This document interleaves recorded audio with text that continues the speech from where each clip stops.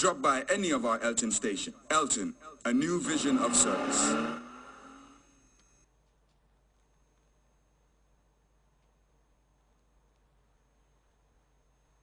Good evening and welcome to the weather news. As usual, we begin with a summary of today's weather followed by the forecast.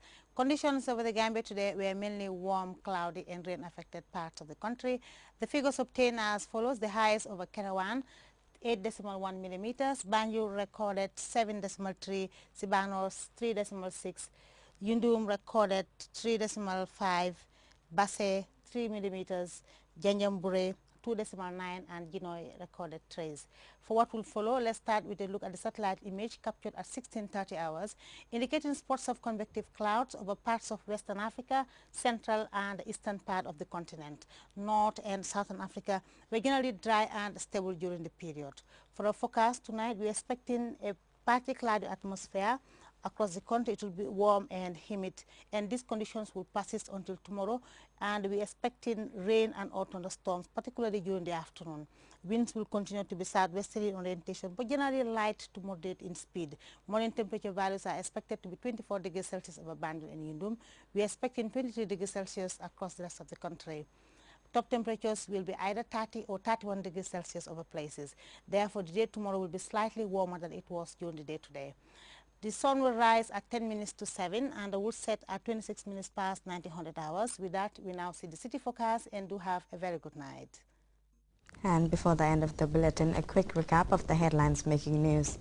A delegation of local authorities and APRC mobilizers from the Upper River region have visited State House to renew their allegiance to President Jammeh and the ruling APRC.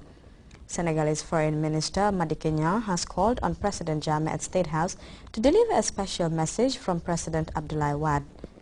Residents of an Ivorian settlement continue to bear the brunt of a deadly environmental hazard nearly 5 years since the dumping of a toxic waste in the West African state.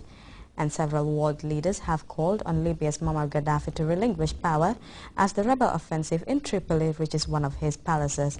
That's the news at 2200 hours. Thanks for joining us and enjoy the rest of our programs.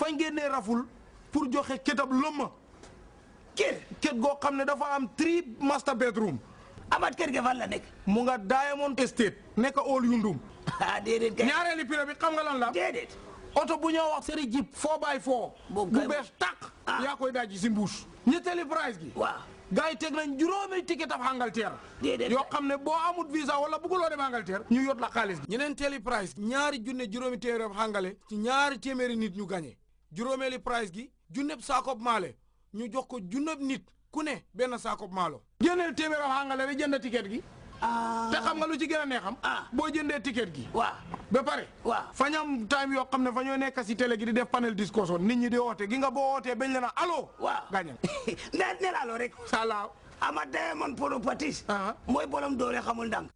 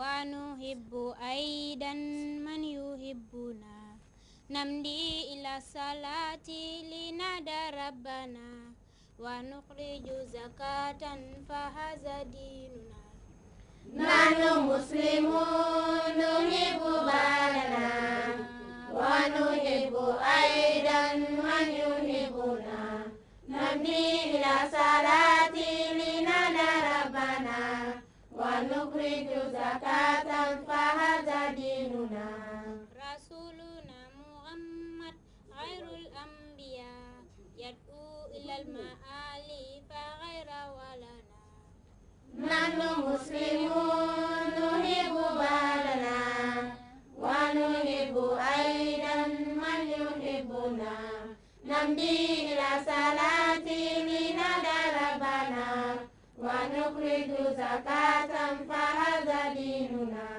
إذا أردت يوما سحب آخيا صلوا عليه دوما لترتدوا جسا نحن مسلمون نحب بلدنا ونحب أيضا من يحبنا نمضي إلى صلاة لندى ربنا ونخرج زكاة فهذا ديننا ألف باء تاء ساء جيم هاء هاء ألف باء تاء ساء جيم هاء هاء يا ألف يا باء يا تاء ساء يا ألف يا باء يا تاء ساء. We are Muslims, we like our religion. Allah. We also love all those who do love us. Allah. We base on prayers to worship our Lord. Allah. We also give out zakat to the needy and the poor. Allah. Our religion, Islam, is a peaceful religion. Allah. Solidarity and tolerance is all that we call. Allah. Mothers in Islam, fathers in Islam. Allah. Let us come together and work for Islam. Allah. Sisters in Islam, brothers in Islam. Allah. Let us come together and worship our Lord. Allah. Mothers in Islam, fathers in Islam. Allah. Let us come together and work for Islam. Allah. Brothers in Islam, sisters in Islam. Allah. Let us come together and worship our Our Lord. Lord. يا رمضان الكريم يا رمضان الشريف يا أفضل السهور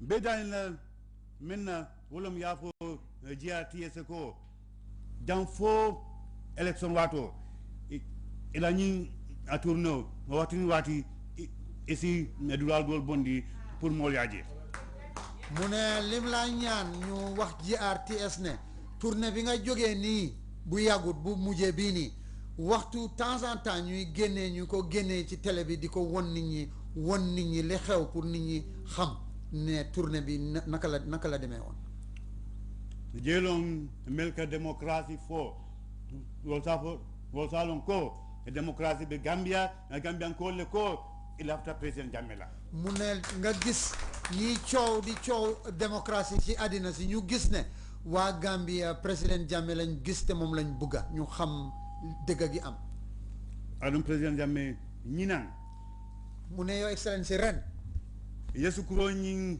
asamba jama mooli wati menna mu ne ba nga yóbbulee nit ñi ba nga tasaaree sukkur si ci réew mi a faamata waxtu wi nga tasaaree sukkur si ci réew mi a faamata ima samba ñi waato la mu ne géej nga ko yóbbu waxtu woowu ñi sa ñol même be tamita mu ne at yi passé yëpp a sunkaro agata fo si atili tan ni feng sukuro eta mu ne weeri koor daf daan dem ba am fukki fan ak dara bari ñi nang sukkur si soog a ñëw mu ne waaye ren ñi nang mu ne waaye ren ya samba wati menna mu ne waxtu wi nga koy yóbboo mba fole ko hani ni mol man duweye ala duwete mu ne mu ngi laa yëgal ne même su la